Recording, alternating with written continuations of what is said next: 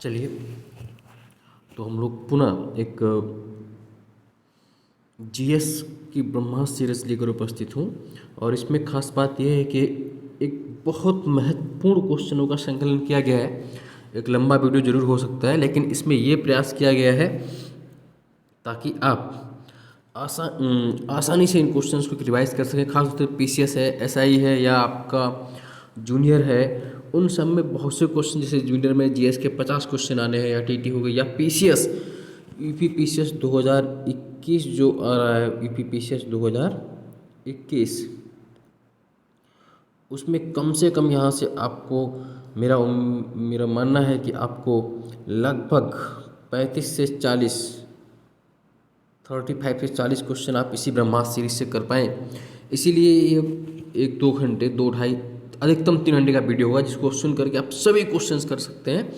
तो जुट जाइए। मैराथन यूपी पीसीएस 2021 जो 24 अक्टूबर को प्रस्तावित है, या उसके पहले भी जितने भी एग्ज़ाम हैं आपके जूनियर वाला या अन्य जो भी यूपीएसआई 10 अक्टूबर को, उसके लिए भी बहुत महत्वपूर्ण है। चलिए, एक अपरिहार्य सीरीज़ है आपके लिए। चलिए, तो हम लोग सीधे क्वेश्चंस पर आते हैं। देखिए ना, यूपी पीसीएस आरओ आरओटी, जिस किसी भी यूपीएसआई, सब के लिए बहुत महत्वपूर्ण क्वेश्चंस हैं। ये हर बार काम आएंगे, मतलब ये कोई ऐसा क्वेश्चंस नहीं है, और एक बेहतरीन क्वेश्चन बैंक आपके लिए तैयार किया गया है। तो आइए हम लोग स्टार्ट करते हैं। और आप मुझे टेलीग्राम पर भी फॉलो कर सकते हैं, इसका लिंक यहाँ पर ये दिया गया है। जो भी टेलीग्राम से जुड़ना चाहते हैं वो यहाँ पर भी आ सकते हैं, और व्हाट्सएप पे जो आना चाहते हैं वो इस पर आ सकते हैं।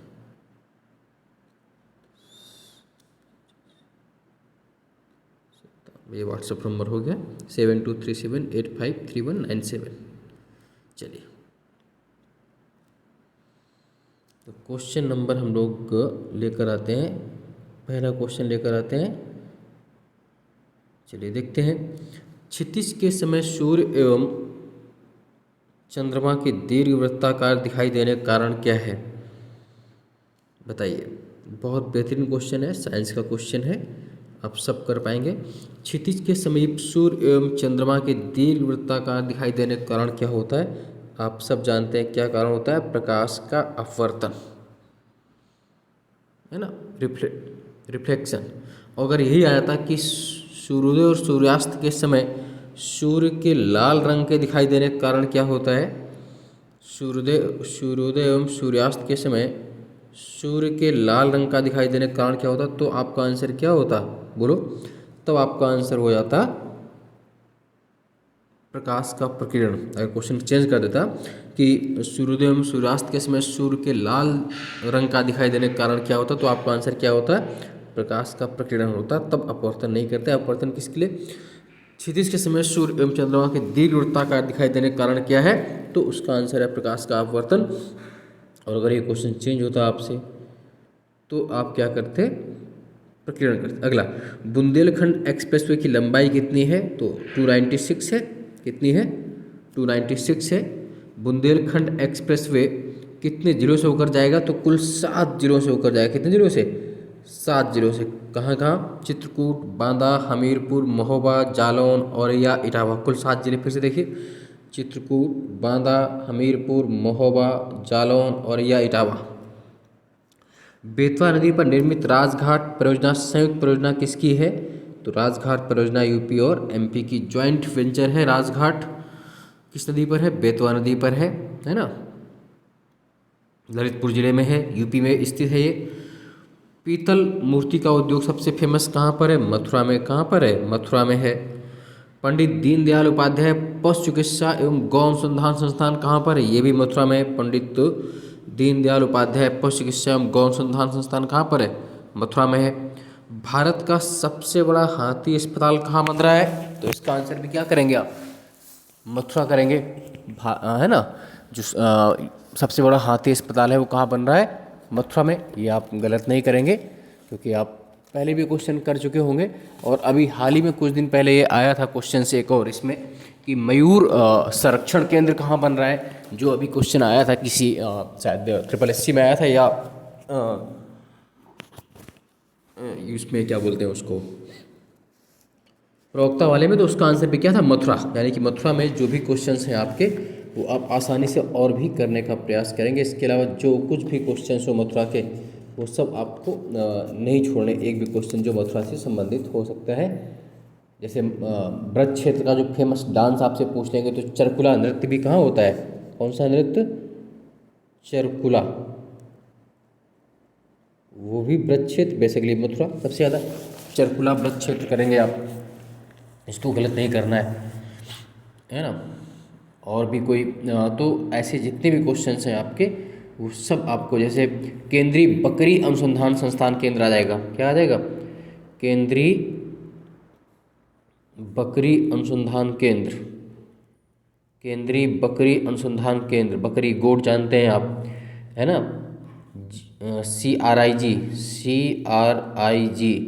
Central Institute of Research of गोट।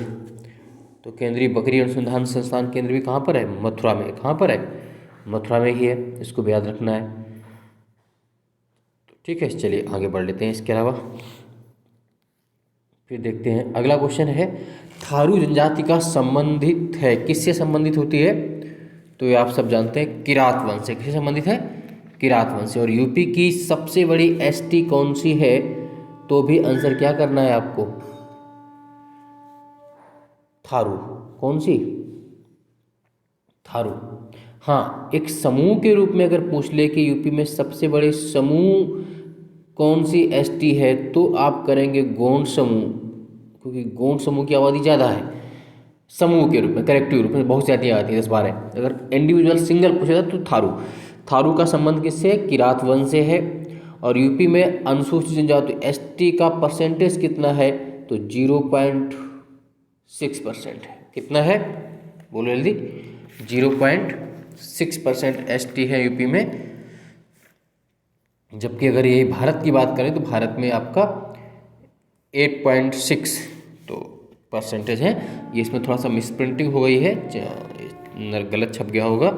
इस जो लिखा है ना, इसको आपको क्या करना है, 0.6% करना, 006 नहीं करना है। क्या करना है, इसको मैं लिख दे रहा हूँ, 0.6%। क्या करना है, 0. तो यूपी में अनुसूचित जनजाति का परसेंट कितना है, 0.6% यूपी में एसटी है। और सर्वाधिक जो एसटी वाला जिला है यूपी कौन सा है, सोनभद्र। सबसे ज़्यादा आबादी कहाँ पर है एसटी की, बोलो कहाँ पर है, सोनभद्र में। सबसे ज़्यादा परसेंटेज भी कहाँ पर है, सोनभद्र में। सर्वाधिक आबादी भी एसटी कहाँ पर है, सोनभद्र में, है ना। ठीक है, तो अगला क्वेश्चन देख लेते हैं। आटा साटा विवाह प्रथा किसमें मिलती है, थारू जनजाति में। किसमें मिलती है, थारू जनजाति में आटा साटा प्रथा पाई जाती है। और जनजाति विद्यालय कहाँ खोला गया यूपी में, तो लखीमपुर खीरी में खोला गया। कहाँ पर खोला गया, लखीमपुर खीरी में खोला गया। याद रखेंगे इस बात को भी। चलिए आगे बढ़ लेते हैं। विश्व की सबसे गहरी गर्त ट्रेंच जो प्रशांत महासागर में स्थित है उत्तर प्रशांत, उसका नाम क्या है, मैरियाना ट्रेंच। 11,002 मीटर, 11,020 मीटर है लगभग, वो 11,020 मीटर है मैरियाना ट्रेंच में। सबसे जो गहरी गर्त है वो कहाँ पर है, मैरियाना ट्रेंच में। मैरियाना ट्रेंच कहाँ पर है, नॉर्थ पैसिफिक ओशन, उत्तरी प्रशांत महासागर। प्रशांत महासागर दुनिया का सबसे बड़ा ओशियन भी है, पैसिफिक ओशन, ये याद रखेंगे। पिग्मी जनजाति जिनका प्रिय भोजन केला खाना है, वो कहाँ पाई जाती है, तो कांगो बेसिन अफ्रीका में। पिग्मी, पिग्मी अगर पूछेंगे तो कहाँ मिलती है, कांगो बेसिन में मिलती है, अफ्रीका में मिलती है। बोडो, मैथिली, संथाली, डोगरी, ये चार जो नई लैंग्वेज हैं, बोडो, मैथिली, संथाली, डोगरी, ये किस अमेंडमेंट एक्ट से जोड़ी गई थी, तो 92nd अमेंडमेंट एक्ट 2003 से। जो संविधान है भारत भाषाओं में, वो किस अनुसूची में है, 8वीं अनुसूची में। 8th शेड्यूल में लैंग्वेज हैं, 8वीं अनुसूची में भाषाएं हैं। कुल भाषाएं कितनी हो गई हैं अब, 22। पहले 18 थी, बट 92nd अमेंडमेंट एक्ट से 92वें संविधान संशोधन अधिनियम से 4 नई लैंग्वेज जोड़ी गई, बोडो, मैथिली, संथाली, डोगरी। तो अब कितनी हो गई हैं, 22 हो गई हैं। किस अनुसूची में है, किस शेड्यूल में है, तो 8th शेड्यूल में लैंग्वेज है वो आप याद रखें। आमुक्त मालदाय की रचना तेलुगु भाषा में है, ध्यान रखना किस भाषा में, तेलुगु। पहले तो ये याद रखिए, आमुक्त मालदाय की रचना किसने की? तो आपका आंसर क्या हुआ? कृष्णदेव राय ने की। अच्छा, किस लैंग्वेज में की है? तो तेलुगु भाषा में। अलग से पूछ लेते हैं। कृष्णदेव राय विजयनगर के साम्राज्य के किस वंश से थे? तो आप बता पाएंगे किस वंश से थे? तुलु वंश से थे। किस वंश से थे? तुलु। ये 4 थे ना वो वंश। तो कृष्णदेव राय किस साम्राज्य से थे? तो तुलु वंश थे। विजयनगर साम्राज्य की स्थापना किसने की थी? हरिहर एवं बुक्का ने। किसने की थी? हरिहर एवं बुक्का ने। किस ईयर में की थी? 1336 में। किसे आंध्र भोज भी कहते थे? तो कृष्णदेव राय को आंध्र भोज भी कहते थे। और तेनालीराम किसके दरबारी कवि थे? तो भी आंसर क्या होगा? कृष्णदेव राय। कृष्णदेव राय ने नगलापुर नामक नगर बसाया। कौन सा पूछते हैं ये? नगलापुर नामक नगर बसाया। इसके अलावा हजारा राम मंदिर, कौन सा टेम्पल? हजारा राम मंदिर नगलापुर नगर बसाया। और हजारा राम मंदिर नामक प्रसिद्ध मंदिर भी किसने बनवाया? कृष्णदेव राय ने। आंध्र भोज भी इनको कहते थे। चलिए, पंचायती राज व्यवस्था जिसे 73वें संविधान संशोधन अधिनियम 1992 के माध्यम से जोड़ा गया, किस भाग में है? तो आप जानते हैं पंचायती राज किस पार्ट में है? भाग 9 में है। और पंचायती राज व्यवस्था का शिल्पी किसे माना जाता है? तो बलवंत राय मेहता को। बलवंत राय मेहता ने त्रिस्तरीय पंचायती राज की सिफारिश की थी। वो आप सब जानते हैं, ग्राम पंचायत, क्षेत्र पंचायत और जिला पंचायत। हालांकि पंचायती राज वाला वीडियो जो मेरा सबसे पहला वीडियो था उसको आप जरूर सुने, उसमें से संबंधित सभी क्वेश्चंस आपके हो जाएंगे। उस वीडियो को निश्चित रूप से सुने। मुगल शासक जिसने लाला कलावंत से हिंदू शिक्षा प्राप्त की। लाला कलावंत से हिंदू संगीत शिक्षा कौन था? वो अकबर। किसने ली थी? लाला अकबर ने। रक्त कैंसर के अगला है, रक्त कैंसर में किसका उपयोग करते हैं उपचार में? तो आप बता पाएंगे किसका उपयोग करते हैं? फास्फोरस 32। आप जानते हैं फास्फोरस 32। हालांकि कभी कभी कोबाल्ट 60 भी दे देते हैं, तो अगर ऑप्शन में कोबाल्ट ना हो तो कोबाल्ट 60 भी कर देंगे। जब फास्फोरस 32 का ऑप्शन नहीं होगा तो फिर आप कोबाल्ट 60 भी करेंगे। बट अगर ऑप्शन में फास्फोरस 32 दिया है तो आपका सबसे पहला आंसर फास्फोरस 32 ही होगा। अकबर ने दास प्रथा समाप्त की थी, तो आप बता पाएंगे कब की थी? 1562 में की थी। 1562 में की थी। कब की थी? 1562 में की थी। 1563 में तीर्थ यात्रा कर और 1564 में जजिया कर समाप्त किया। किसने? अकबर ने। अकबर ने ही आईने दहसाला प्रथा कब अपनाई? 1582 में। कौन सी? आईने दहसाला। आईने दहसाला 1580 में। और 1582 में एक प्रसिद्ध धर्म दीन ए इलाही, कौन सा धर्म चलाया था अकबर ने? दीन ए इलाही या तौहीद ए इलाही चलाया था अकबर ने। दीन ए इलाही या तौहीद ए इलाही। साथ ही 1576 में प्रसिद्ध युद्ध हल्दी घाटी का युद्ध अकबर और राणा प्रताप के बीच। चलिए आगे बढ़ते हैं। रक्त कैंसर किसे कहा जाता है? तो अभी बताया रक्त कैंसर वाला मैंने। ल्यूकोमिया किसे कहते हैं? ल्यूकोमिया। रक्त कैंसर के उपचार के लिए फास्फोरस 32 का प्रयोग करते हैं, मैंने भी बताया आपको। गैसोहॉल मिश्रण किसका होता है? गैसोनिल व एथनॉल। किसका? गैसोनिल और एथनॉल। और गैसोहॉल की जो पहली पायलट परियोजना शुरू हुई थी कहाँ पर? आंवला में। आंवला कहाँ पड़ता है? बरेली में, है ना। चलिए आगे देख लेते हैं। भारतीय अर्थव्यवस्था का प्रमुख लक्षण कैसा है? मिश्रित है। कैसी है? हमारी मिक्स है। मिक्स में क्या? सार्वजनिक निजी दोनों होते हैं। मिश्रित कैसी है? जिसमें सार्वजनिक और निजी दोनों हो। उत्तर प्रदेश का पहला गिद्ध पार्क जटायु संरक्षण परियोजना केंद्र कहाँ खुल रहा है? भरौदा, महाराजगंज, यूपी में। पहला गिद्ध पार्क या जटायु संरक्षण परियोजना केंद्र भरौदा और भरौदा प्लेस में, महाराजगंज, यूपी में।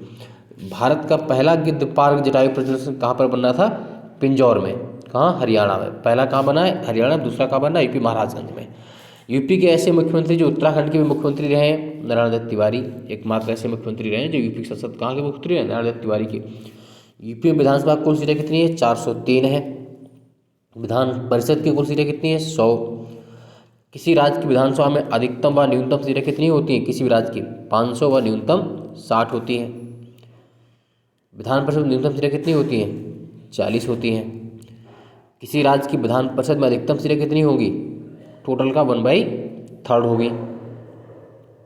विधान परिषद आप जानते हैं इस वक्त 6 राज्यों में है।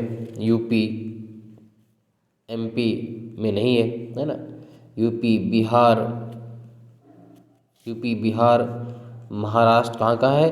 यूपी, बिहार, महाराष्ट्र, कर्नाटक, आंध्रा और तेलंगाना, 6 राज्यों में।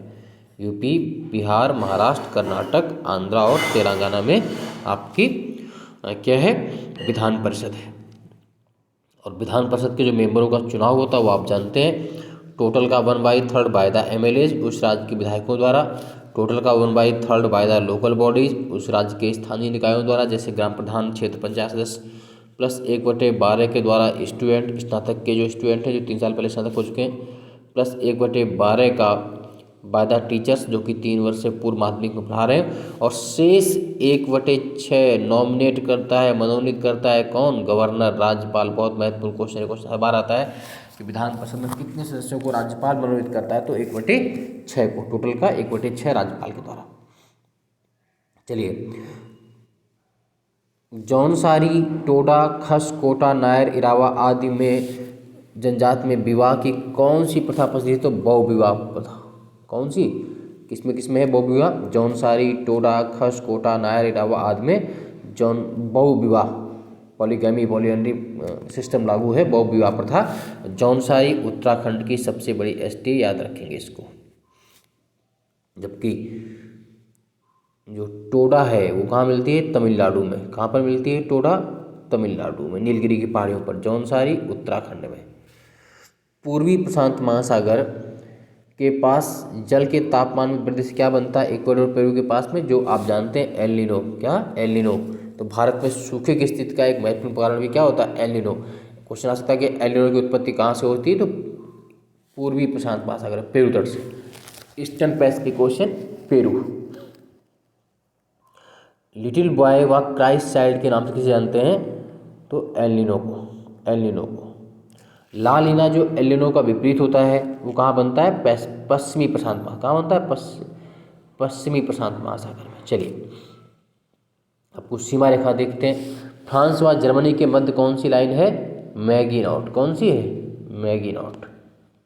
फ्रांस व जर्मनी के मध्य कौन सी सीमा रेखा है, बोलो, मैगीनॉट। जर्मनी व पोलैंड के बीच हिंडनबर्ग, हिंडनबर्ग। कौन सी, हिंडनबर्ग। भारत व बांग्लादेश के बीच, भारत व बांग्लादेश के बीच तो जीरो लाइन, जो कि त्रिपुरा से होकर जाती है, कहाँ है, कितनी है, जीरो लाइन। भारत व बांग्लादेश के बीच जो लाइन है वो आपकी जीरो लाइन है। इसको हम शून्य सीमा रेखा भी कहते हैं। क्या कहते हैं, शून्य सीमा रेखा। कौन सी सीमा रेखा, शून्य सीमा रेखा, याद रखेंगे इस बात को। चलिए आगे देख लेते हैं। उत्तर कोरिया व दक्षिण कोरिया के मध्य कौन सी लाइन है, तो आप बता पाएंगे, 38वीं समांतर रेखा, 38 पैरेलल लाइन किसके किसके बीच है, 38 पैरेलल लाइन, 38वीं समांतर रेखा बार पूछ सकते हैं, उत्तर कोरिया और दक्षिण कोरिया के बीच।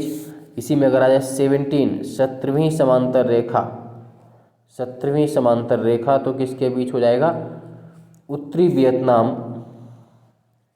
वर्सेस दक्षिणी वियतनाम, उत्तरी वियतनाम और दक्षिणी वियतनाम के बीच 17वीं समांतर रेखा। हालांकि वर्तमान में ये रेखा है नहीं, क्योंकि अब दोनों देश एक हो चुके हैं, लेकिन फिर भी अगर कभी आपसे पूछ लें, क्योंकि भरोसा नहीं उत्तर प्रदेश लोक सेवा आयोग का कौन सा कब क्वेश्चन कहाँ से पूछेगा, ये आप भी नहीं जानते, आयोग स्वयं भी नहीं जानते, हम आप तो क्या जानते हैं, है ना। आयोग को खुद को पता नहीं रहता कौन सा क्वेश्चन उन्हें कब पूछना है, और पूछ ही डालेंगे, तो उसमें कोई डाउट और कोई संदेह ना रहे, इसलिए हम इसको पहले ही पढ़ लें, अगर कभी पूछ लिया तो आप उसको कर पाएंगे। चलिए, संसद में शून्यकाल का समय होता है तो 12 से 1 PM, कौन सा, 12 से 1 बजे का समय शून्यकाल होता है, 0 आवर, जिसमें अविलंबनीय महत्व के मुद्दे उठाए जाते हैं।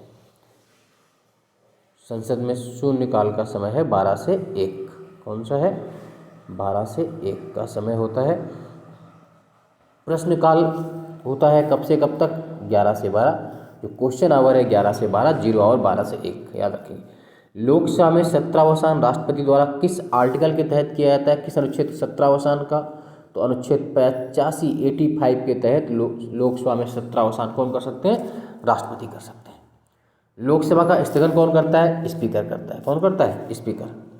सत्रावसान करने का अधिकार किसके पास है, राष्ट्रपति के पास है, जबकि स्थगन करने का अधिकार किसके पास है? लोकसभा अध्यक्ष के पास है।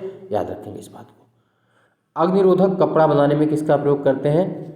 Aluminium sulphate. किसका प्रयोग करते हैं? एल्युमिनियम सल्फेट का प्रयोग करते हैं। फलों के मीठे स्वाद का कारण क्या होता है? फ्रक्टोज। क्या होता है? फलों में मीठे रंग का स्वाद का कारण फ्रक्टोज होता है। कृषि एवं उससे संबंधित गतिविधियां मत्स्य पालन, वानिकी आदि अर्थव्यवस्था किस क्षेत्र में आते हैं? प्राथमिक क्षेत्र में, प्राइमरी सेक्टर में आते हैं। उद्योग निर्माण आदि किस क्षेत्र में आते हैं? सेकेंडरी क्षेत्र में आते हैं। सेवा क्षेत्र टर्सरी सेक्टर में, तृतीयक क्षेत्र में। बार बार पूछते हैं आपसे, सेवा क्षेत्र तृतीयक क्षेत्र में आते हैं, जिसका योगदान 54% से अधिक है। जीबीए में सेवा क्षेत्र का सबसे ज़्यादा योगदान है। सर्वाधिक योगदान भारतीय अर्थव्यवस्था में किसका है? तो सेवा क्षेत्र का है। हरित क्रांति का आरंभ हुआ था, हरित क्रांति का आरंभ हुआ था किस दशक में हुआ था? तो आप बता पाएंगे 7वें दशक में। क्वेश्चन आया हुआ किस दशक में हुआ था? 7वें दशक में। और ईयर जब पूछेंगे तो 66-67 में। 7वें दशक में 1966-67 में हुआ था। और हरित क्रांति का सर्वाधिक लाभ किसको हुआ? पंजाब, हरियाणा, पश्चिमी यूपी। पंजाब, हरियाणा, पश्चिमी यूपी। इसके अलावा चौथा पूछेंगे, चौथा आप क्या करेंगे? तमिलनाडु। जब पंजाब, हरियाणा, पश्चिमी यूपी सर्वाधिक, उसके बाद तमिलनाडु। भारत में हरित क्रांति के जनक कौन थे? भारत में हरित क्रांति के जनक कौन थे? M S Swaminathan. कौन थे?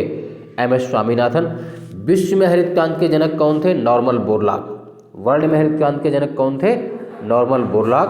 याद रखेंगे आप। नॉर्मन बोरलॉग का जन्म कहाँ हुआ था? यूएसए में, अमेरिका में हुआ था। नॉर्मन बोरलॉग का जन्म अमेरिका में हुआ था, यूएसए में हुआ था।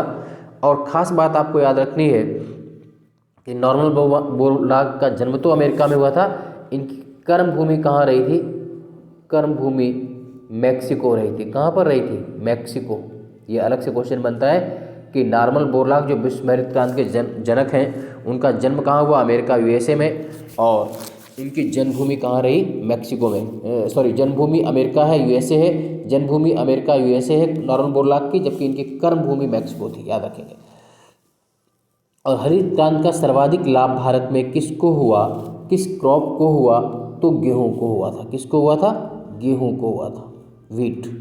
सर्वाधिक लाभ किसको हुआ? गेहूं को हुआ। गेहूं आप सब जानते हैं, व्हीट है ना। गेहूं का सर्वाधिक उत्पादक आज की डेट में यूपी है। कौन है? यूपी है। विश्व में चाइना है, इंडिया में यूपी है। सर्वाधिक लाभ किस फसल को हुआ? तो आप बता पाएंगे गेहूं को हुआ। नंबर 1 पे यूपी है गेहूं। और हरित क्रांति की जो जन्मस्थली मानी जाती है वो पंतनगर विश्वविद्यालय माना जाता है ना। भारत का पहला कृषि विश्वविद्यालय कब खुला था? तो 1960 में। 1960 में खुला। कौन सा? पंतनगर कृषि विश्वविद्यालय, उत्तराखंड। उत्तराखंड में है ये। भारत का पहला कृषि विश्वविद्यालय कहाँ पर खुला? पंतनगर में, 1960 में। उत्तराखंड में है ये। 1960 में है। 1960 में खोला गया था पंतनगर, 1960 में। और इसी को हम हरित क्रांति की जन्मस्थली मानते हैं। क्वेश्चन भी आता है। और पहला कृषि विद्यालय कब खुला था? ये भी आता है। पंतनगर उत्तराखंड में पड़ता है। स्वदेशी आंदोलन 1905 जो बंगाल विभाजन के विरुद्ध हुआ था। पहले पूछते कि स्वदेशी आंदोलन कब हुआ था? तो 1905 में। किसके विरुद्ध हुआ था? बंगाल विभाजन के विरुद्ध हुआ था। उस समय कौन ब्रिटिश पत्रकार उससे जुड़ा था? तो कौन जुड़ा था? एस.डब्ल्यू. नेविसन। कौन जुड़ा था? एस.डब्ल्यू. नेविसन। और स्वदेशी आंदोलन किसके समय हुआ था? तो लॉर्ड कर्जन। किसके समय? Lord Curzon. कौन गवर्नर था उस वक्त? लॉर्ड कर्जन, बंगभंग के विरोध में। तो इस मूवमेंट से कौन सा ब्रिटिश पत्रकार जुड़ा था? एस.डब्ल्यू. नेविसन। 16 अक्टूबर 1905 को जब स्वदेशी आंदोलन शुरू हुआ, किस डेट शुरू हुआ? ये क्वेश्चन बनता है। 16 अक्टूबर 1905 को स्वदेशी आंदोलन शुरू हुआ। इसी में किसने बंगाल में रक्षाबंधन मनाने की घोषणा की थी? इसके विरोध में किसने रक्षाबंधन, कलाई पर राखी बांधने को कहा था दोनों धर्मों से? तो रविन्द्रनाथ टैगोर ने इस दिवस को रक्षाबंधन के रूप में मनाने का सुझाव दिया था। एस.डब्ल्यू. नेविसन ने अपनी रिपोर्ट बंगभंग के विरुद्ध में जो लिखा है, किस पुस्तक में संपादित की थी? तो the new spirit in India, the new spirit in India के नाम से। अगला है, किस सूफी संत को महबूबे इलाही कहते थे? किस सूफी संत को महबूबे इलाही कहते थे? निजामुद्दीन औलिया को। किसको कहते थे? निजामुद्दीन औलिया को। याद रखेंगे इस बात को, बहुत महत्वपूर्ण क्वेश्चन है ये। आ सकता है आपका कि किस सूफी संत को आप क्या कहते थे, महबूब इलाही। तो आंसर क्या होगा, निजामुद्दीन औलिया। किसके शिष्य थे निजामुद्दीन औलिया, बाबा फरीद के। निजामुद्दीन औलिया गुरु कौन थे या किसके शिष्य थे, तो ये बाबा फरीद के शिष्य थे। किसके शिष्य थे, बाबा फरीद के। इन्हें महबूब इलाही कहते थे। इसके अलावा इन्हें एक और उपाधि मिली थी, सुल्तान उल औलिया। किस क्या कहते थे, सुल्तान उल औलिया। सुल्तान उल औलिया भी इन्हें कहा जाता था। और अमीर खुसरो इनके शिष्य थे। किसके, निजामुद्दीन औलिया के शिष्य कौन थे, तो अमीर खुसरो। अमीर खुसरो इनके शिष्य थे निजामुद्दीन औलिया के, जिसे इन्होंने तुर्कुल्ला की उपाधि दी थी। किसी क्या कहा था ना, तुर्कुल्ला, तुर्कुल्ला। और निजामुद्दीन औलिया का जन्म स्थान कहाँ पर है, बदायूं में। इनका जन्म कहाँ हुआ था, अगर जन्म पूछ लेंगे तो इनका जन्म बदायूं में हुआ था। किसका, निजामुद्दीन औलिया का जो जन्म स्थान है वो बदायूं में है, बदायूं में। जबकि इनका मकबरा दिल्ली में है, इनका मकबरा दिल्ली में है। और इन्होंने लगभग 7 सुल्तानों का शासनकाल देखा था। कितने सुल्तानों का शासनकाल, निजामुद्दीन औलिया ने 7 ही। किसके शिष्य थे, बाबा फरीद के। किसके शिष्य थे, बाबा फरीद के शिष्य थे। बाबा फरीद को ही फखरुद्दीन गजे शंकर भी कहा जाता है। बाबा फरीद को ही फखरुद्दीन गजे शंकर कहा जाता है ना। भारत में जो सूफी सिलसिला था, चिश्ती सिलसिला, उसकी स्थापना किसने की थी, ख्वाजा मोइनुद्दीन चिश्ती ने, जो 1192 में भारत आए थे। और इनकी दरगाह कहाँ है, अजमेर में, ख्वाजा मोइनुद्दीन चिश्ती। निजामुद्दीन है ना, बाबा फरीद के शिष्य थे निजामुद्दीन औलिया, जिसे महबूब इलाही या सुल्तानुल औलिया कहते हैं। याद रखिएगा, कभी भी पूछ सकते हैं। तो इन सब क्वेश्चंस को आपको गलत नहीं करना है। कुछ महत्वपूर्ण ये आपके सिलसिला थे, सूफी सिलसिला। चलिए आगे एक दो सिलसिले और महत्वपूर्ण, जैसे सुहरावर्दी सिलसिला था, जो कि सादा जीवन नहीं बिताते थे। मतलब सुहरावर्दी सिलसिला क्या था, राज दरबार में थे, राजकीय पद धारण करते थे, सुहरावर्दी सिलसिला। और भारत में इसके संस्थापक कौन थे, बहाउद्दीन जकारिया। भारत में संस्थापक कौन थे, बहाउद्दीन जकारिया। किसके, सुहरावर्दी सिलसिले के, सुहरावर्दी सिलसिले के। जबकि कादरी सिलसिले का संस्थापक कौन था, अब्दुल कादिर जिलानी। कादरी सिलसिले का संस्थापक अब्दुल कादिर जिलानी। नक्शबंदी सिलसिले का संस्थापक ख्वाजा बाकी बिल्ला। नक्शबंदी सिलसिले का संस्थापक भारत में ख्वाजा बाकी बिल्ला। और रोशनिया सिलसिले के संस्थापक भारत में बयाजिद अंसारी। रोशनिया सिलसिले के संस्थापक बयाजिद अंसारी थे। चलिए आगे बढ़ लेते हैं हम लोग। अभी दिल्ली दूर है, शेख निजामुद्दीन औलिया ने किस सुल्तान के लिए कहा था, तो गयासुद्दीन तुगलक। किसके लिए, गयासुद्दीन तुगलक के लिए। कहते हैं ना, हनूज दिल्ली दूरस्त, तभी चल गया मुहावरा दिल्ली दूर है, हनूज दिल्ली दूरस्त। क्योंकि गयासुद्दीन तुगलक ने निजामुद्दीन औलिया से दिल्ली की वो जहाँ रहते थे उसको खाली करने के लिए कहा था। क्योंकि एक अभियान पर गए थे तुगलक, गयासुद्दीन तुगलक। तो निजामुद्दीन औलिया ने कहा था कि हनूज दिल्ली दूरस्त, और वास्तव में दिल्ली दूर हो गई, क्योंकि आने से पहले ही एक वो मकान गिर जाने से तुगलक की डेथ हो गई थी। अब ऐसा माना जाता है कि उसमें मोहब्बिन तुगलक और इनका हाथ था, वो बाकी बात की बात। 8 सुल्तानों का शासनकाल किसने देखा था, अमीर खुसरो ने। किसने देखा था, अमीर खुसरो ने। अमीर खुसरो किसके शिष्य थे, शेख निजामुद्दीन औलिया का। अमीर खुसरो को क्या कहते हैं, तूतीय हिंद। क्या कहते हैं, तूतीय हिंद, तूतीय हिंद। और अमीर खुसरो हिंदी खड़ी बोली के जनक थे। किसके जनक थे, हिंदी खड़ी बोली के जनक किसे माना था, अमीर खुसरो को। और अमीर खुसरो ने सितार और तबले का आविष्कार किया। किसका, सितार और तबले का। अमीर खुसरो का जन्म 1253 ईस्वी में यूपी के पटियाली, एटा जिले के पास पटियाली में। कहाँ हुआ था, पटियाली में, एटा जिले में। 1253 ईस्वी में, कहीं 1251 भी लिखा, पटियाली एटा में। संसद का उल्लेख किस आर्टिकल में होता है, तो आप बता पाएंगे संसद का उल्लेख किस आर्टिकल में है। आर्टिकल 79 में क्या है, संसद है, पार्लियामेंट है। अनुच्छेद 79 में संसद से मिलकर बनती है लोकसभा, राज्यसभा और राष्ट्रपति। लोकसभा, राज्यसभा और राष्ट्रपति आर्टिकल 79 में पार्लियामेंट का उल्लेख है। और जितने भी महत्वपूर्ण आर्टिकल्स वाला मेरा वीडियो है वो वीडियो आप जरूर देख लीजिए। उसके अलावा कोई आर्टिकल्स आपको नहीं पढ़ने, चाहे यूपी पीसीएस के लिए हो, चाहे यूपीएसआई के लिए हो, चाहे जूनियर भर्ती किसी भी वैकेंसी के लिए अपरिहार्य वीडियो है। उत्तर प्रदेश का सर्वाधिक राज्यों को स्पर्श करने वाला जिला कौन सा है, आप ये सब जानते हैं कौन सा जिला है सर्वाधिक राज्यों को स्पर्श करने वाला, जौनपुर है। कौन सा है, सॉरी, सर्वाधिक राज्यों को स्पर्श करने वाला जिला कौन सा है? तो आप बता पाएंगे कौन सा है, बोलो। सोनभद्र है। कौन सा है? सोनभद्र। सोनभद्र 4 राज्यों को स्पर्श करता है, बिहार, झारखंड, एमपी तथा छत्तीसगढ़। बिहार, झारखंड, एमपी, छत्तीसगढ़ 4 राज्यों से लगता है सोनभद्र। जबकि उत्तराखंड, हिमाचल और हरियाणा 3 राज्यों से कौन घिरा हुआ है? सहारनपुर। कौन राज्य 3 राज्यों से घिरा हुआ है? सहारनपुर। सहारनपुर जो है आपका वो 3 राज्यों से घिरा हुआ, याद रखेंगे आप। चलिए आगे बात कर लेते हैं। Indian institute of handloom technology कहाँ पर है? भारतीय हथकरघा अनुसंधान केंद्र। Indian institute of handloom technology कहाँ पर है? बनारस में। बार बार पूछते हैं, वाराणसी में है। ऐसे क्वेश्चन आपसे बहुत पूछ लेते हैं, है ना। चलिए अगला क्वेश्चन इसी में देख लेते हैं हम लोग। भारतीय साग भाजी अनुसंधान संस्थान, Indian institute of vegetable research, सब्जी अनुसंधान केंद्र, Indian institute of vegetable research, ये भी कहाँ पर है? बनारस में। कहाँ पर है? बनारस में है। कहाँ पर है? बनारस में। याद रखेंगे इस बात को भी, कभी भी क्वेश्चन आपसे पूछ लेंगे। इसके अलावा और जो महत्वपूर्ण है, जैसे Indian technological research centre Lucknow में, भारतीय विश्व विज्ञान अनुसंधान संस्थान लखनऊ में, राष्ट्रीय वनस्पति अनुसंधान संस्थान लखनऊ में, केंद्रीय औषधि अनुसंधान संस्थान लखनऊ में, राष्ट्रीय चीनी अनुसंधान संस्थान कानपुर, है ना, रखते रहना आपको।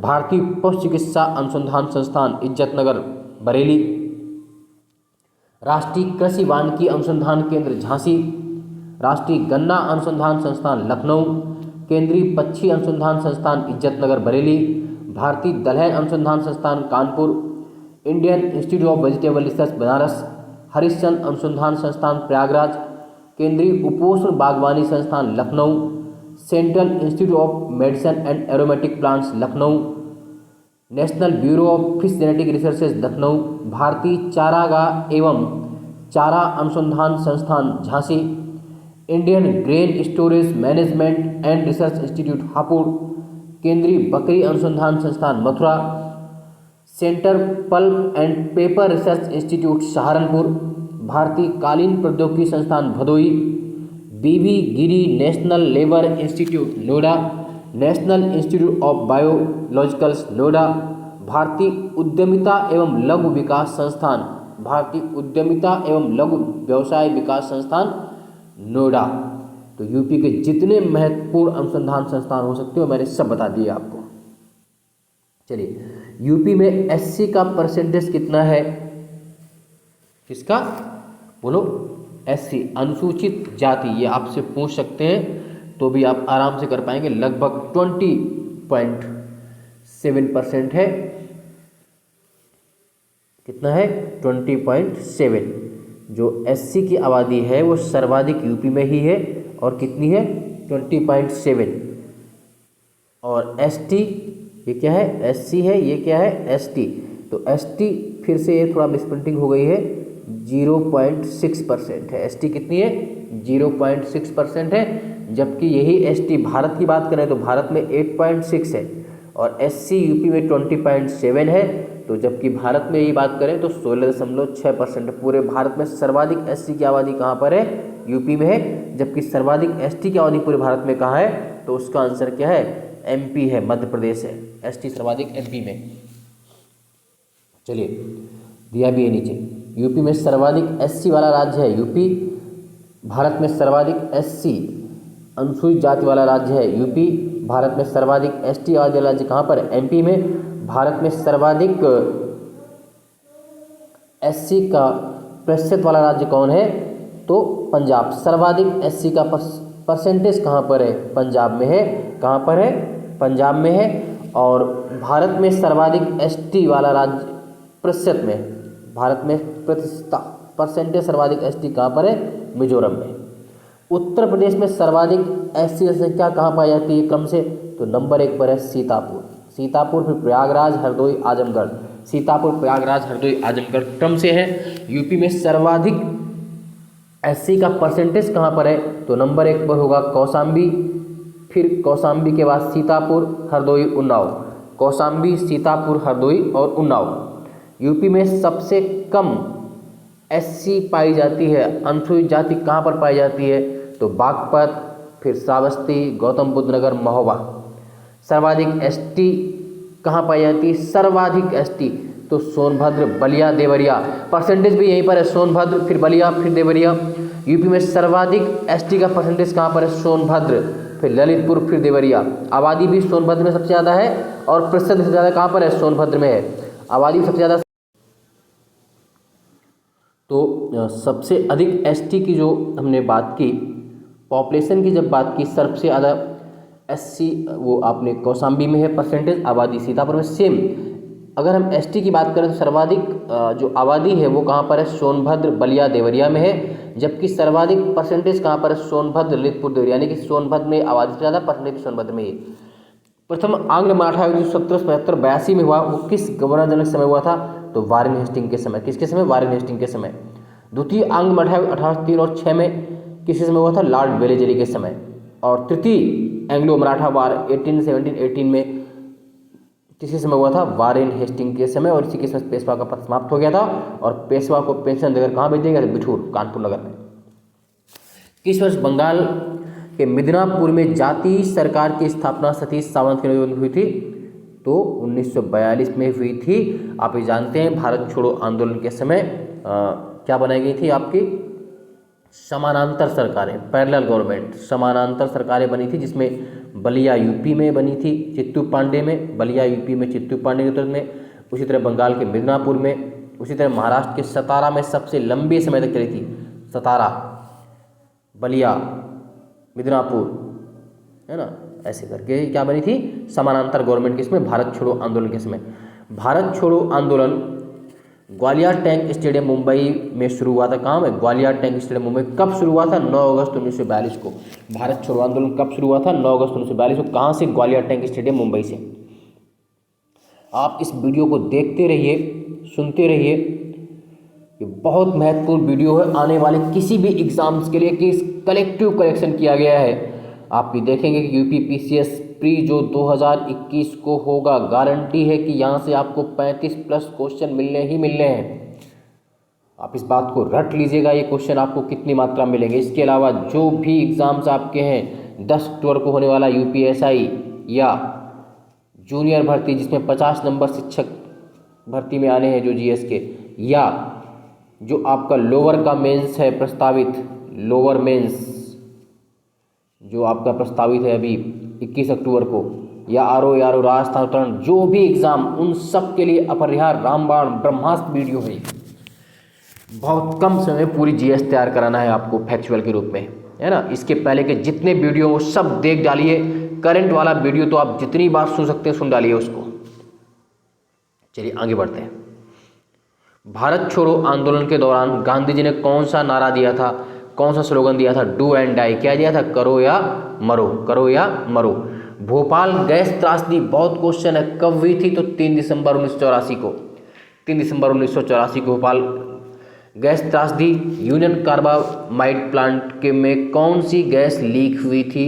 तो आप बता पाएंगे methyl isocyanide, MIC, methyl isocyanide. 3 दिसंबर 1984 भोपाल गैस कांड। अंतर्राज्यीय परिषद, इंटर स्टेट काउंसिल का गठन राष्ट्रपति द्वारा किस आर्टिकल तहत किया जाता है? तो आर्टिकल 263, अनुच्छेद 263 में क्या है? अंतर्राज्यीय परिषद। आर्टिकल वाले वीडियो के लिए आप आर्टिकल वाला वीडियो जरूर देखिए। अंतर्राज्यीय परिषद का गठन किस आयोग की सिफारिश पर 28 मई 1990 को किया गया था? किस आयोग की सिफारिश पर? तो सरकरिया आयोग की सिफारिश पर पहली बार कब? 28 मई 1990 को। अंतर्राज्यीय परिषद का अध्यक्ष कौन होता है? तो उसका अध्यक्ष कौन होता है? प्रधानमंत्री होता है। कौन होता है? प्रधानमंत्री होता है। केंद्र व राज्यों के मध्य विवादों व परस्पर सहयोग हेतु किसका गठन किया जाता है? अंतर्राज्यीय परिषद का। रानी झांसी समुद्री पार्क की स्थापना 1996 में कहाँ की गई थी? अंडमान निकोबार में। कहाँ पर की गई थी? अंडमान निकोबार में। Mahatma Gandhi marine national park कहाँ पर है? ये भी अंडमान निकोबार में है। कहाँ पर है? अंडमान निकोबार में। याद रखेंगे इस बात को। ओंगे, ओंगे, गोंगे नहीं है, गलत छप गया है, मिसप्रिंटिंग हो गई है। ओंगे, ओंगे, सेंटलीज, सैम्पेन, अंडमानी जातियाँ कहाँ मिलती हैं? ओंगे, सेंटलीज, सैम्पेन, अंडमानी ट्राइब्स कहाँ पाई जाती है? अंडमान निकोबार में। भारत में सर्वाधिक नेशनल पार्क कहाँ कहाँ पर है? तो अंडमान निकोबार व एमपी में। अंडमान निकोबार में 9 है, एमपी में भी 9। राज्यपाल की नियुक्ति राष्ट्रपति द्वारा किस आर्टिकल के तहत की जाती है? राज्यपाल की जो नियुक्ति की जाती है राष्ट्रपति द्वारा किस आर्टिकल के तहत की जाती है? तो अनुच्छेद 155 के तहत की जाती है। अनुच्छेद 155 के तहत। राष्ट्रपति किसके प्रसाद पर्यंत कार्य करता है? तो राष्ट्रपति के प्रसाद पर्यंत कार्य कौन करता है? राज्यपाल। राज्यपाल का जो पदावधि होता है राष्ट्रपति के प्रसाद पर्यंत तक होता है। यूपी तथा भारत की प्रथम महिला राज्यपाल कौन बनी थी? सरोजनी नायडू थी। कौन थी? सरोजनी नायडू। प्रथम पर्यावरण सम्मेलन 1972 में कहाँ हुआ था? स्टॉकहोम स्वीडन में हुआ था। कहाँ पर? स्टॉकहोम स्वीडन में। और पर्यावरण सम्मेलन 1972 के बाद से कब से 5 जून को हर वर्ष पर्यावरण दिवस मनाया जाता है? 1973 से। पर्यावरण दिवस कब मनाते हैं? 5 जून को। कब से? 1973 से।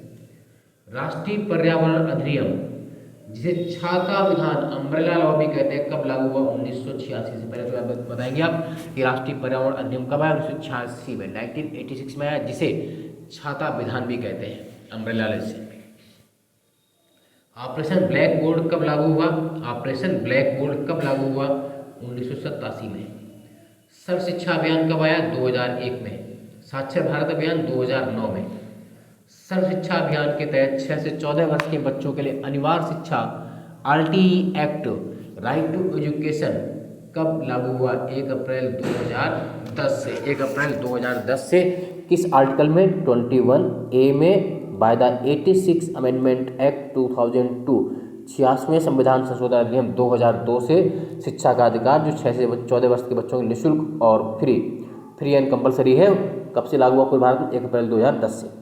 The man who divided India के लेखक कौन है? रफीक जाकरिया। नवीनतम खोजों के आधार पर भारतीय उपमहाद्वीप में प्राचीनतम कृषि साक्ष्य वाला स्थल जो 8000 से 9000 ईसा पूर्व है वो कहाँ पर है? जहाँ से चावल के साक्ष्य मिले, चावल के, लोहरादेव संत कबीर नगर यूपी। अब सबसे जो प्राचीनतम कृषि साक्ष्य वाला माना जाता है कौन सा? पहले मेहरगढ़ था, लेकिन अब कौन सा है? लोहरादेव संत कबीर नगर में। वो स्थल जहाँ से 7000 ईसा पूर्व कृषि साक्ष्य प्राप्त हो, मेहरगढ़, बलूचिस्तान, पाकिस्तान में। साकी सफेद रामायणी किसकी रचना है? कबीरदास की। कबीरदास का जन्म 1938 में कहाँ पर हुआ था? इनका पालन पोषण किसने किया था? नीरू और रीमा। नीरू नहीं है वो, नीरू और नीमा, गलत छप गया है वो। नीरू और नीमा नामक जुलाहे किसने किया था? ये हटा दीजिए, नीरू और रीमा नामक जुलाहे दंपति ने किया था। बनारस के कहाँ पर हुआ था? बनारस में इनका जन्म हुआ था। किस तालाब किनारे पाया था? लहरतारा के इलाके में। कब हुआ? 1398 में। कबीर की मृत्यु कब हुई थी? 1518 में। कहाँ पर हुई थी? मगहर, संत कबीर नगर में, यूपी में। लगभग 120 वर्ष जिए। किस आर्टिकल में राज्य वित्त आयोग के गठन का प्रावधान है? आर्टिकल 243(1) अनुच्छेद 243 के 1 में वित्त आयोग के गठन का प्रावधान दिया गया है। शाकंभरी देवी का मंदिर कहाँ पर स्थित है?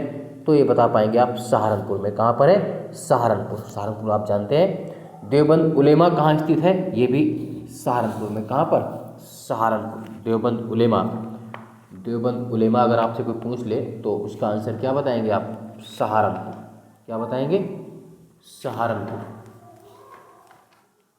है ना। सहारनपुर को आप सब जानते हैं। वैसे भी जो 3 राज्यों से घिरा हुआ है, उत्तराखंड, हरियाणा और हिमाचल से लगा हुआ जिला है सहारनपुर। चलिए आगे बढ़ लेते हैं।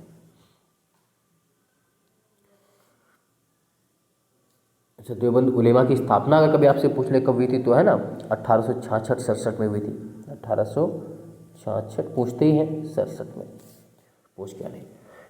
एक जिला एक उत्पाद, 1 डिस्ट्रिक्ट 1 प्रोडक्ट की शुरुआत यूपी दिवस के अवसर पर किस दिन से की गई है? तो 24 जनवरी 2018 को शुरुआत हुई थी। कब हुई थी? 24 जनवरी 2018 को इसकी शुरुआत हुई। 24 जनवरी को क्या मनाते हैं? यूपी डे मनाते हैं। अगला है होयसल स्मारक कहाँ पाए जाते हैं? होयसल स्मारक तो हलेबीड व बेलूर कर्नाटक में। हलेबीड, बेलूर कर्नाटक में।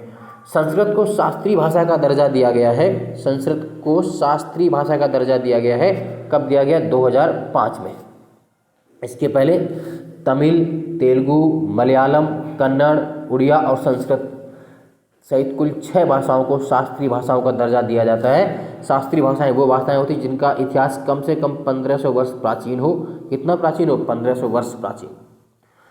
कीट भक्षी पौधे घटपर्णी जिस मृदा में पाए जाते हैं उसमें कमी होती है किसकी? नाइट्रोजन की। किसकी कमी होती? नाइट्रोजन की। इसलिए नाइट्रोजन को पूरा करने के लिए ये कीट भक्षी पौधे बन जाते हैं। अफीम का मुख्य है वो क्या होता है? मार्फिन होता है। मार्फिन होता है। भारतीय कृषि का इतिहास किसने लिखा है? एम.एस. रंधावा ने। किसने लिखा? एम.एस. रंधावा ने। कौन सा शासक गुलरुखी उपनाम से कविताओं की रचना करता था? सिकंदर लोधी। कौन? सिकंदर लोधी। 1504 में आगरा शहर की स्थापना किसने की थी? वो भी सिकंदर लोधी ने की थी। कब की थी? 1504 में। किसकी स्थापना? आगरा शहर की। तथा इन्होंने गजे सिकंदरी नामक पैमाना चलाया। कौन सा? गजे सिकंदरी पैमाना। किसने? सिकंदर लोधी ने। कर्नाटक केरल तमिलनाडु का मिलन स्थल पर कौन सी पहाड़ी स्थित है? नीलगिरी पहाड़ियाँ। कौन सी पहाड़ियाँ? नीलगिरी पहाड़ियाँ।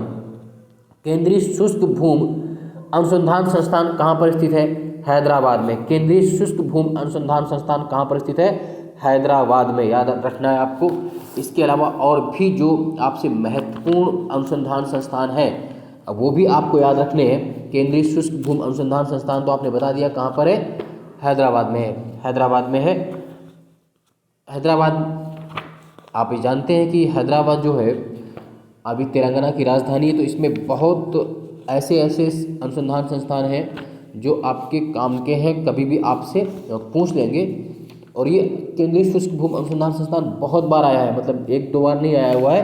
अगर आप देखेंगे तो ये अनुसंधान संस्थान कम से कम इन्होंने बहुत बार खुद ही पूछ लिया है, मतलब 1-2 बार नहीं, मुझे लगता है कि शायद 10-12 बार ये क्वेश्चन खुद ही आ चुका हुआ है। इसके अलावा भी जो हैदराबाद में राष्ट्रीय कृषि अनुसंधान प्रबंधन अकादमी हैदराबाद में है। राष्ट्रीय कृषि अनुसंधान प्रबंधन अकादमी वो भी कहाँ पर है? केंद्रीय शुष्क भूमि अनुसंधान संस्थान कहाँ पर है? हैदराबाद में है।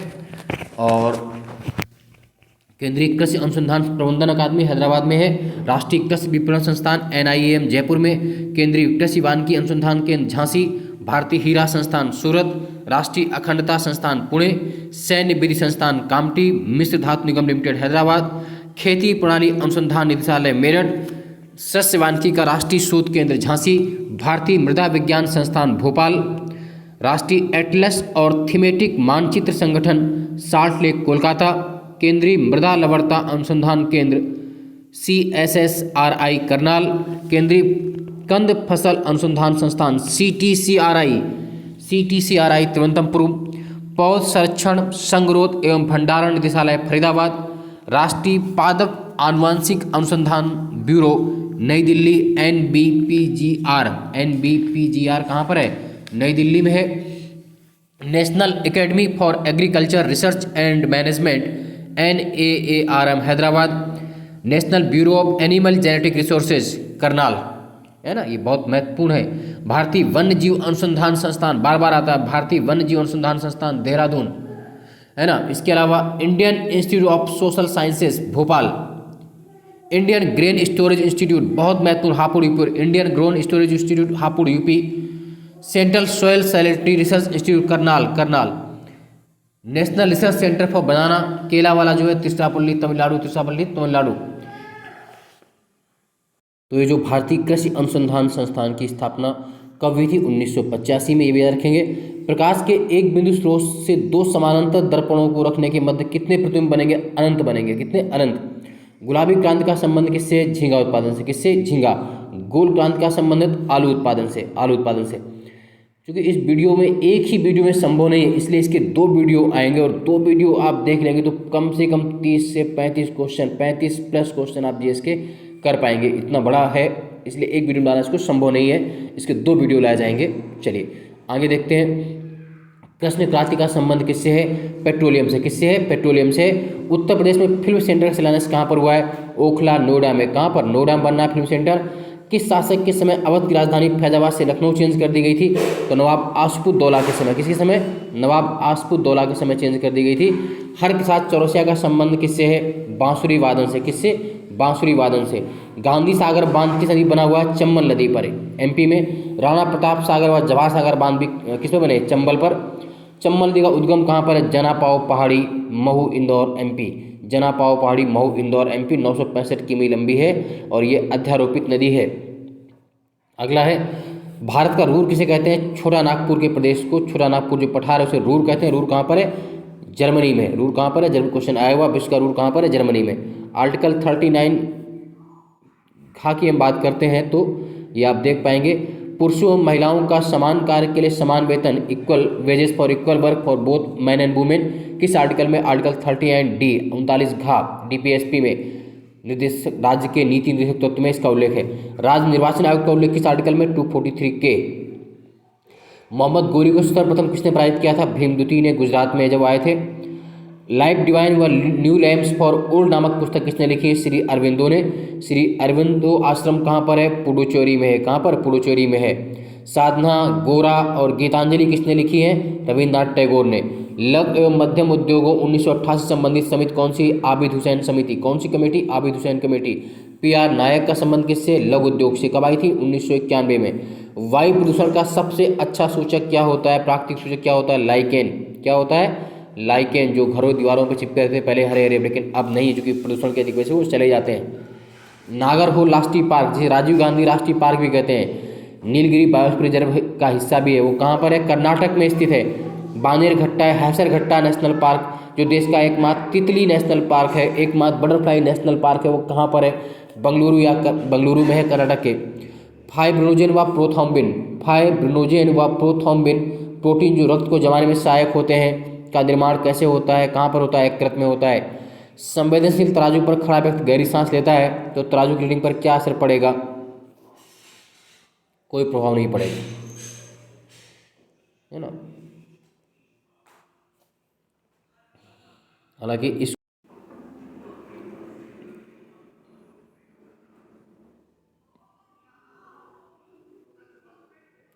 चलिए अगला है, उत्तर प्रदेश की सीमा को कितने राज्य स्पर्श करते हैं? 8 राज्य व 1 कुल मिला के 9। यूपी के कितने जिले MP सीमा बनाते हैं? तो 11 जिले। सुकमा डुकमा डैम कहाँ पर है? बेतवा नदी, झांसी पर। अपराधों के लिए दोषसिद्धि के संबंध में संरक्षण किस आर्टिकल में? अनुच्छेद 20 में।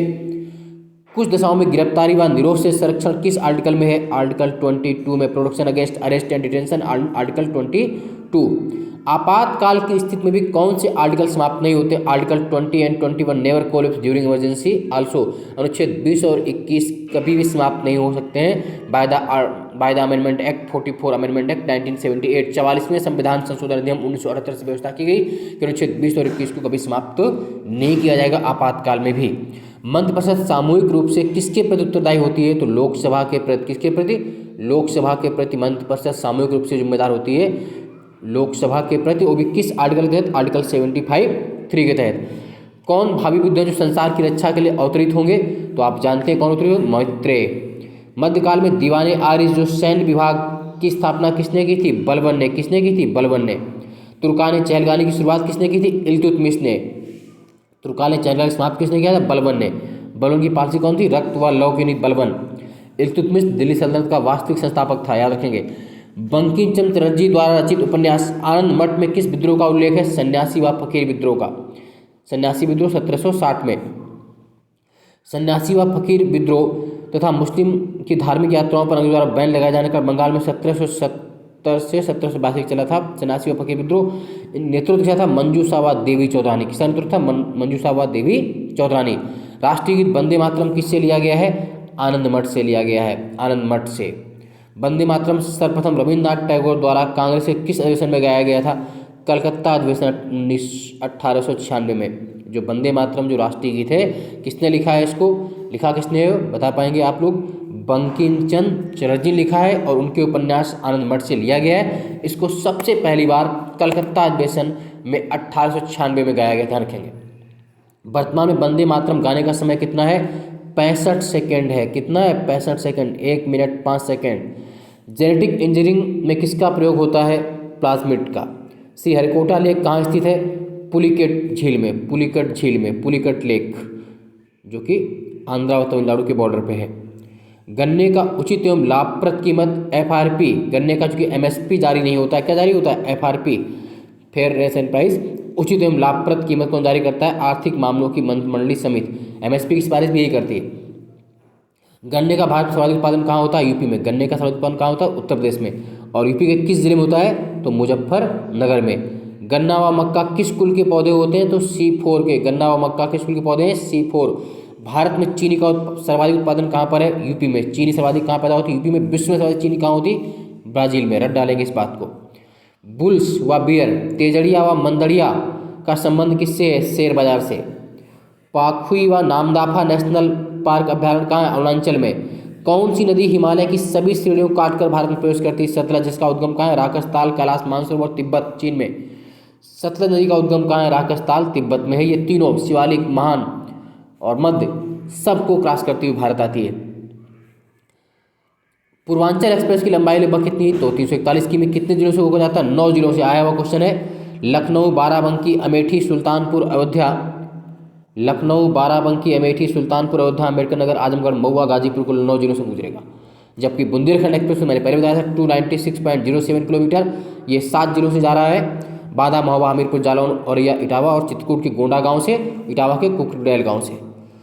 मेरठ के बिजौली गांव से प्रयागराज के जूरापुर दादू गांव तक कुल 12 जिलों से होकर जाने वाला एक्सप्रेस कौन है? गंगा एक्सप्रेस वे 594 किमी लगभग 12 जिलों से होकर जा रहा है। हालांकि बाद में इसको अभी मेरठ से आगे हरिद्वार तक जोड़ने का प्रस्ताव पास किया गया है। कहाँ तक? पूछ सकते हैं कि अभी हाल ही में गंगा एक्सप्रेस को कहाँ तक जोड़ने के प्रस्ताव और आगे बनाया गया है? तो मेरठ से हरिद्वार तक पूरा गंगा एक्सप्रेस अभी जो है वो मेरठ से प्रयागराज तक ही आपको करना है। लेकिन अगर पूछ लें कि इसको कहाँ तक बढ़ाने का प्रस्ताव है, तो हरिद्वार तक बढ़ाने का प्रस्ताव है गंगा एक्सप्रेस वे को। भारत का सबसे लंबा 6 लेन कंट्रोल एक्सप्रेसवे जो गौतम बुद्ध नगर, परी चौक, ग्रेटर नोएडा से होकर के आगरा कुबेरपुर तक जाता है, किन जिलों से? 5 जिलों से होकर जाता है। कितना लंबा है? 165.537 किलोमीटर। इसी को पहले ताज एक्सप्रेसवे कहते हैं, अब क्या कहते हैं? यमुना एक्सप्रेसवे।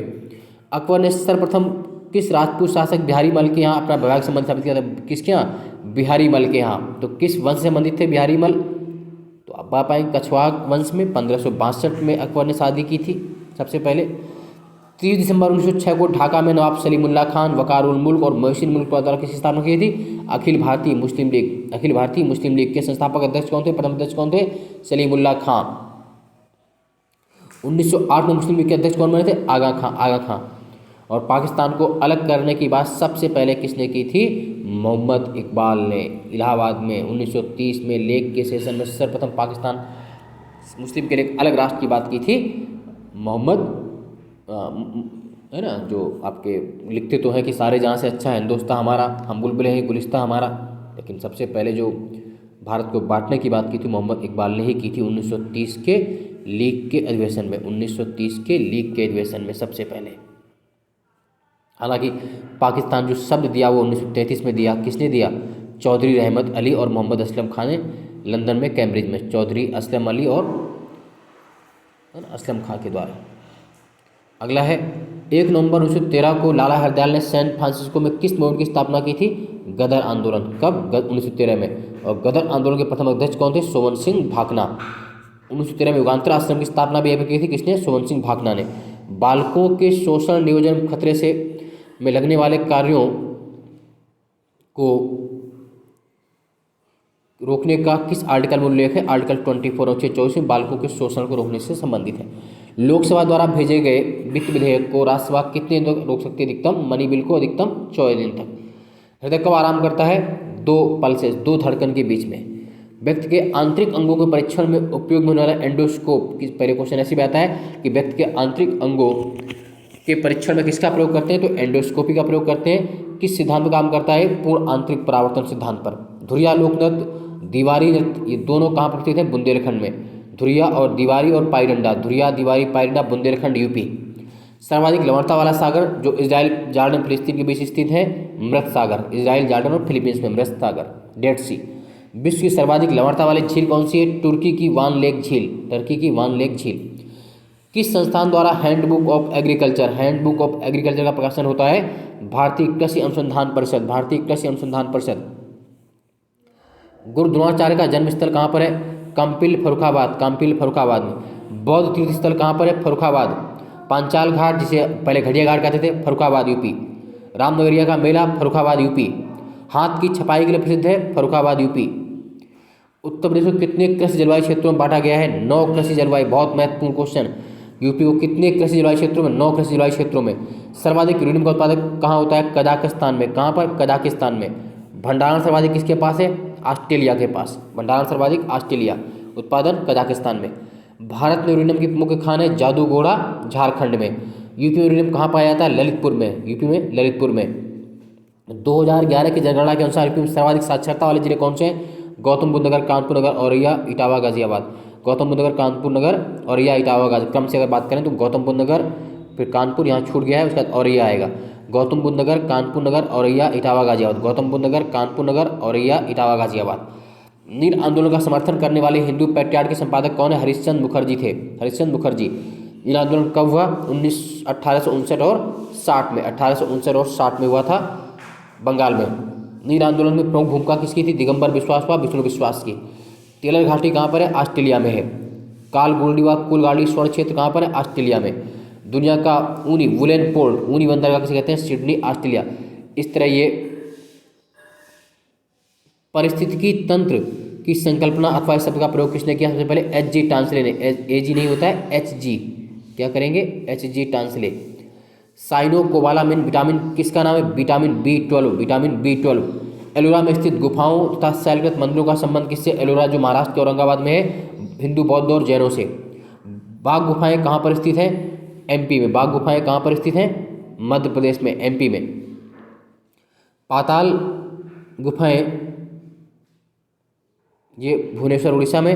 और थोड़ा गलत लिख गया है, ये यहाँ पर ये गलत हो गया है, इसको लिखना है पाताल भुवनेश्वर। पाताल भुवनेश्वर गुफाएं कहाँ पर हैं? पाताल भुवनेश्वर, तो ये है उत्तराखंड में। कहाँ पर है?